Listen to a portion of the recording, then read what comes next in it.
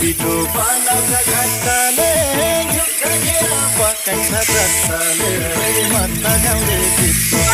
मत गाउँले छिटो खाउली आँटो पिठो